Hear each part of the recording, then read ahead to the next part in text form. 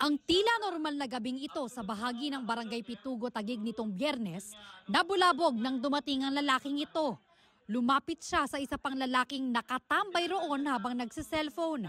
Maya-maya, bigla niya itong sinabuyan ng gasolina sa sinilaban. Sumiklab ang apoy kaya nagpulasa ng mga tao. Tumakas ang suspect na inabutan din ng apoy. Nakadalawang balik kasi siya eh. Yung pangalawang balik niya, sabi niya, eto regalo ko sa'yo.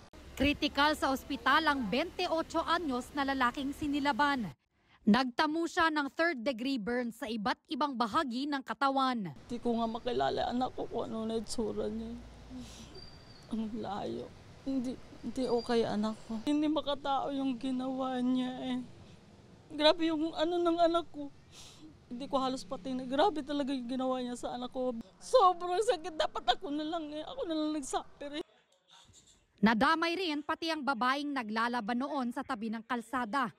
Nagtamo siya ng first-degree burns sa parehong binti. Buti na lang yung mga linalabhan ko, yun yung nadampot ko para maapula yung apoy ko sa akin. Mga nanginginig na yung mga anak ko eh. Nakita nila akong inaapoy.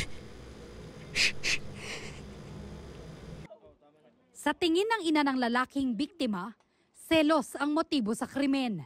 Pinagbantaan daw kamakailan ng suspect ang biktima. Lahat namang tao dito, pinagsisilosan lang niya naman po, hindi lang po anak ko. May mga pagbabanta siyang hindi maganda. Sabi niya, humanda ka, di pa rin kayo tumitigil. Yun ang sinabi. Inabangan niya po sa trabaho ng anak ko. Nagkausap na raw noon ang dalawang kampo sa barangay kung saan humingi ng tawad ang suspect. Ayon sa pamunuan ng Barangay Pitugo, may umiiral na barangay protection order laban sa suspect dahil sa pananakit umano sa kanyang asawa. Nagdagdag ng bantay sa lugar kung saan nangyari ang krimen.